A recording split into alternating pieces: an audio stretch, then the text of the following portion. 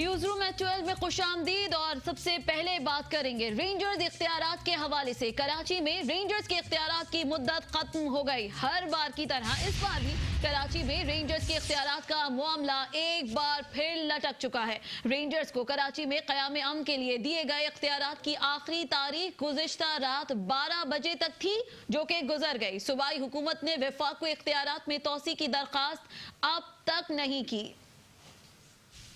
कराची में रेंजर्स के इख्तियारात का आखिरी रोज भी गुजर गया। सूबाई हुकूमत ने एक बार फिर ताखीरी हरबे अपनाना शुरू कर दिए। सिंध हुकूमत की जानिब से रेंजर्स के इख्तियारात में तोसी की समरी वफाकी हुकूमत को अब तक ना भिजवाई जा सकी। सूबाई हुकूमत की दरख्वास्त पर सिंध रेंजर्स के इख्तियारात में तोसी का नोटिफिकेशन आखिरी मरतबा 18 अक्टूबर 2016 को जारी किया गया था। दहशत गर्दों का कला खमा करने और जराइम पेशा अनासर की बेकनी के लिए अवाम के साथ सियासी और समाजी हल्के सिंध में रेंजर्स की मौजूदगी को जरूरी करार देते हैं। अब देखना यह है कि सूबाई हुकूमत की जानिब से वफाक को कराची में रेंजर्स के मुस्तकबिल के किरदार के लिए कब तक दरख्वास्त भिजवाई जाती है। रेंजर्स इख्तियारात की मुद्दत खत्म हो गई। तोसी की समरी अब तक सूबाई हुकूमत की जानिब से वफाकी हुकूमत को भिजवाई नहीं गई। वाज़ेह करते चलें कि खुसूसी इख्तियारात की वजह से रेंजर्स कराची भर में दहशत गर्दाना अनासर के खिलाफ आजादाना कार्रवाई कर सकती है, जिसके बाइस शहरी भी काफी मुतमईन नजर आते हैं। शहरियों की जानिब से कहा जा रहा है कि जल्द अज जल्द समरी को मंजूर करवाया जाए और ये गुमगू की कैफियत खत्म कराई जाए। कराची के शहरी इस हवाले से क्या कहते हैं, ये रिपोर्ट देखिए। अगर सिंध हुकूमत अमन अमान कायम रख सकती है तो फिर तो ये पंजाब वापस चली जाएगी, अपनी सरहदों पे चली जाए तो अच्छा है। मगर ये मसला अमन अमान का मसला अमन अमान बहाल हो नहीं सकता इसके बगैर। आज तक कराची में जो देखते आ रहे हैं, इसलिए अब जरूरी है इनको रखा जाए। रेंजर को तो फौरी अख्तियार दे देने चाहिए, इसलिए कि कराची में जो अमन बहाल हुआ है आज से ये 3 साल के पहले क्या हाल था। लोग अपने घर से बाहर नहीं निकल सकते थे। अब तो अल्हम्दुलिल्लाह हर आदमी को मोहब्बतें आ गई हैं। एक दूसरे को प्यार मोहब्बत से तो देखते हैं कम से कम, वरना तो आप किसी को प्यार देख भी नहीं सकते थे। छोटे बड़ी की बिल्कुल तमीज़ खत्म हो गई थी। भाई इसको फौरन जो है ना इख्तियार मिलने चाहिए। रेंजर्स को वक्ती इख्तियार देने चाहिए, बहुत गलत है। उसके जब रेंजर्स थी इसकी वजह से अमन था कराची में, अब वैसी अमन बड़ी मुश्किल से यहाँ पे होता है। जब इख्तियार खत्म हो जाते हैं तो अचानक आप देखते हैं पूरा शहर जो है बदअमनी का शिकार हो जाता है। जैसे इख्तियार मिल जाते हैं फिर 3 महीने के लिए सुकून हो जाता है। ये सिंध हुकूमत को चाहिए एक तरफ फैसला कर ले, या तो इख्तियार दे दे या तमाम के तमाम इख्तियार और तमाम की तमाम पावर जो अपने हाथ में रख ले। कराची के शहरी रेंजर्स इख्तियारात के हवाले से क्या कहते हैं, ये तो आपने जाना। कुछ बात कर लेते हैं सिंध काबीना के इजलास के हवाले से। कराची में वजीर आला सिंध मुराद अली शाह की जेर सदारत सिंध काबीना का इजलास जारी है। इजलास में रेंजर्स इख्तियारात समेत दीगर अहम उमूर जेर गौर हैं। इजलास के एजेंडे में अमन अमान की सूरत हाल, तरक्याती मनसूबे और रेंजर्स के इख्तियारात के हवाले से अहम उमूर जेर बहस हैं। साथ ही आपको बताएं कि मरदमशुमारी का दूसरा मरहला 10 रोज बाद शुरू किया जाएगा। ये इजलास की ब्रीफिंग में कहा गया है। इजलास की ब्रीफिंग में मजीद क्या बताया गया है, इसी पर यह रिपोर्ट देखिए। वज़ीर आला सिंध सैयद मुराद अली शाह की जेर सदारत न्यू सिंध सेक्रेटेरिएट में सिंध काबीना का इजलास में अमन अमान की सूरत हाल, तरक्याती मनसूबों, रेंजर्स इख्तियारात, दीनी मदारिस, तिलावत तक रसाई, ज़कात व अशर की सूबाई सतह पर वसूली के बिल समेत दीगर उमूर पर गौर। ज़राए के मुताबिक रेंजर्स इख्तियारात के मामले पर तफसीली गौर किया जा रहा है। सिंध काबीना से मंजूरी के बाद रेंजर्स इख्तियारात की समरी पर मजीद कार्रवाई बढ़ाई जा सकती है। वाज़ेह रहे कि सिंध रेंजर्स के इख्तियारात की मुद्दत खत्म हो चुकी है, जिसमें तोसी के लिए सिंध हुकूमत ने ताहाल कोई फैसला नहीं किया। वज़ीर आला सिंध मुराद अली शाह की जेर सदारत सिंध काबीना का इजलास जारी है, जिसमें कई अहम उमूर जेर बहस हैं। साथ ही रेंजर्स इख्तियारात के हवाले से भी कुछ अहम फैसले किए जाएंगे। इसी इजलास के हवाले से कुछ मजीद तफसीलात जान लेते हैं नुमाइंदा मेट्रो 1 न्यूज KM अब्बासी से। KM अब्बासी, तफसीलात से आगाह कीजिएगा। सबसे पहले ये बताइएगा इजलास का एजेंडा क्या है।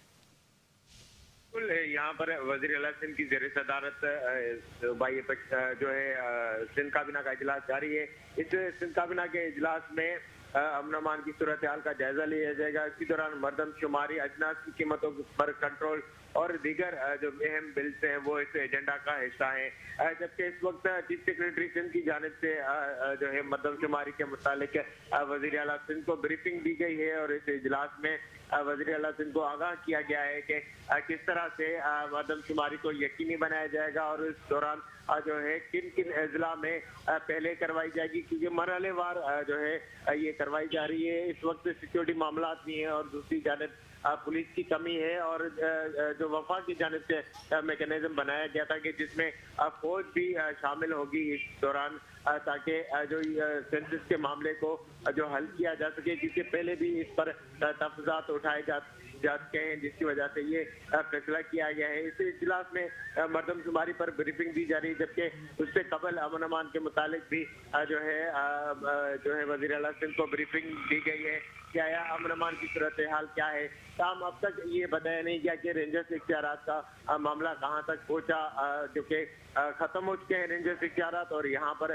जो कि कराची ऑपरेशन है, जिसका हातमी तौर पर फैसला होना है कि आया कराची ऑपरेशन जारी रहेगा या नहीं। आज इस काबीना में इन तमाम तर उमूर पर तबादला ख्याल किया जाएगा। जबकि इस वक्त अच्छा के बासी ये बताइएगा, एक आम राय क्या है इस वक्त सिंध काबीना के वुज़रा की, रेंजर्स इख्तियारात की मुद्दत में तोसी होनी चाहिए या नहीं होनी चाहिए? लैतुलाल से काम क्यों लिया जा रहा है? जी बिल्कुल, ऐसे पहले भी होता रहा है कि 2 से 4 दिन की ताखीर होती रही और उसके बाद इख्तियारात दे दिए गए हैं। ताम जब सिंध हुकूमत की इससे जो है तब्दील हुई है और मुराद अली शाह जब से नए वज़ीर आला सिंध बने तब से कोई इख्तियारात का मामला नहीं हुआ था, लेकिन ताम ये पहली मरतबा ऐसा हो रहा है कि जो है रेंजर्स इख्तियारात के मामले पर ताखीरी हरबे इस्तेमाल किए जा रहे हैं। आज इस वक्त काबीना का इजलास जारी है, जैसे ये खत्म हो जाएगा तो उसके बाद जब हतमी तौर पर इस इजलास की ब्रीफिंग होगी तो उसमें सिंध हुकूमत अपना मौक़िफ़ बयान करेगी कि आया वो रेंजर्स को इख्तियारात कब देगी, देना भी चाहती है या नहीं, कराची ऑपरेशन का फ्यूचर क्या होगा, इस इजलास के बाद ही हुकूमत की जानिब से इसका वाज़ेह ऐलान किया जाएगा। जी सही। अच्छा केम बासी ये भी बता दीजिएगा, क्या इजलास के एजेंडे में मदारिस की रजिस्ट्रेशन का मामला भी शामिल है? और ये भी बताइएगा क्या किसी किस्म की कोई कमेटी तश्कील दी जाएगी मदारिस के रजिस्ट्रेशन के लिए? जी बिल्कुल, उसके लिए पूरा मैकेनिज्म तैयार है। ताहम हुकूमत जो है इस वक्त तक बिल लाने में नाकाम नजर आती है। ये बहुत अब का नहीं बल्कि जब एपेक्स कमेटियां बनी थी उस वक्त का ये फैसला था कि यहाँ पर मदारिस की रजिस्ट्रेशन की जाए। ताहम एपेक्स कमेटी में वज़ीर आला सिंध को बताया गया था कि 1000 से जायद जो है मदारिस रजिस्टर हो चुके हैं। ताहम आज जो कि सिंध काबीना का इजलास है इसमें भी मदारिस की रजिस्ट्रेशन के मुतालिक ब्रीफिंग दी जाएगी, जबकि इस बिल को आज जो है काबीना से भी मंजूर करवाया जाएगा, जिसके बाद ये बिल असेंबली में भी पेश होगा। जी ठीक है, बहुत शुक्रिया के अब्बासी तफसीलात से आगाह करने के लिए। इजलास के हवाले से आपसे वक्तन फवक्तन मजीद डिटेल्स लेते रहेंगे। वज़ीर आला सिंध मुराद अली शाह की ज़ेर सदारत सिंध काबीना का इजलास जारी है, जिसमें दीगर उमूर के साथ साथ रेंजर्स इख्तियारात के मामले पर भी बातचीत की जा रही है।